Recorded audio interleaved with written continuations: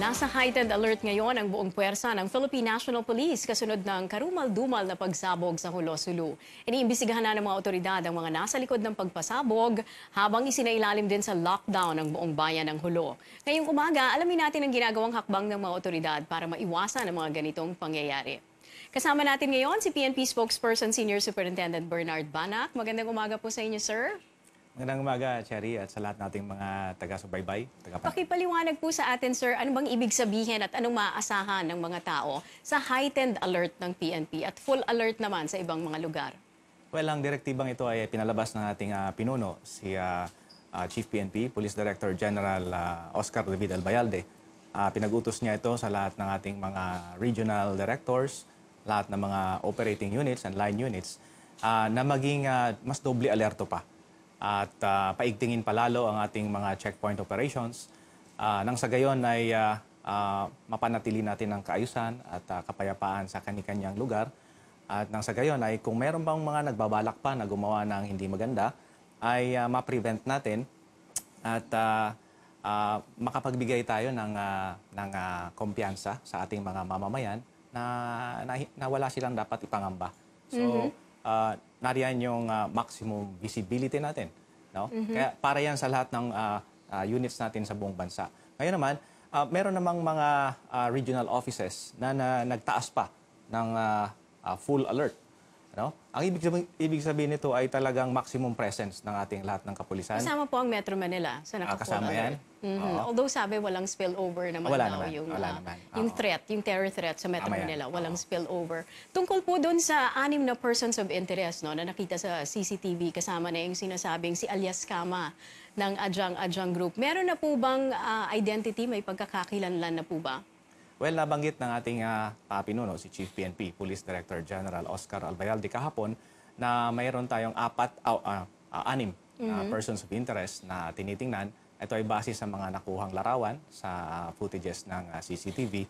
Subalit, itong mga ito ay kailangan pa nating i-verifika at kailangan malaman natin kung sino-sino ang mga ito at kung ito ba ay mga napadaan lamang o hindi pa natin alam, hindi pa tayo nakakasiguro sa ngayon. Subalit may isang parang seemingly na ang identification niya ay isang Kama, nagngangalang Kama, alias Kama, na umano ay miyembro ng Abu Ito po yung pinapakita natin ngayon sa camera. So, sinasabi nga ng mga youth ito, no, mga nasa kabataan. Ano? And one angle na tinitingnan po dito kay Kama, according to Westmincom, ay yung paghihiganti dahil sa pagkakapatay ng kanyang kapatid na miyembro din ng Abu Sayyaf. Well, maaaring isa ito sa mga motibo na posible pa nating tinitingnan. Hindi naman natin dinidiscount iyon. Kailangan talaga natin ng masusi at malalimang investigasyon. Kailangan makakuha kasi tayo ng solidong mga ebidensya at testimonya nang sa gayon ay ito ay tumayo. So ngayon, sir, wala pa pong hawak ang PNP na mga persons of interest? Wala pa tayong nahuhuli? Sa ngayon, patuloy pa rin na tinutugis ang mga suspects. Kailangan natin na mangalap pa ng mga willing na magbigay ng testimonya at kailangan ito ay beripikado. Nang sa gayon ay ito ay mapanindigan na talaga namang ito ay talaga yung totoong pangyayari at hindi lamang yung pagkatapos magbigay ng statement ay biglang atras at sabihin ay hindi yan ang totoong nangyari. So kailangan sigurado tayo sa ating investigasyon. Sir, may sinasabi si Secretary Anyo na hindi pa dinidiscard o hindi pa tinatanggal yung anggulo na posibleng suicide bombing dahil meron daw ngayon tinitingnang anggulo ng mag-asawa. Na meron daw witness na nagsabi na may isang babae na umupo sa 4th row ng simbahan, nakaitim, may backpack at posibleng tinitingnan din daw ito. Tapos yung lalaki naman ang nagpasabog ng pangalawa.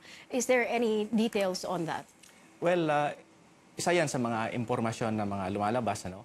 At marami pang iba. Kaya kailangan talagang suriin nating mabuti kung alin dito ang may connection or may kinalaman sa pangyayari. Well, nabanggit na may parang mag-asawa or couple, no? Na nakita roon. Again, ito lamang ay isa sa mga impormasyon na nakukuha natin. Maganda ito, makakatulong ito sa ating pag-iimbestiga.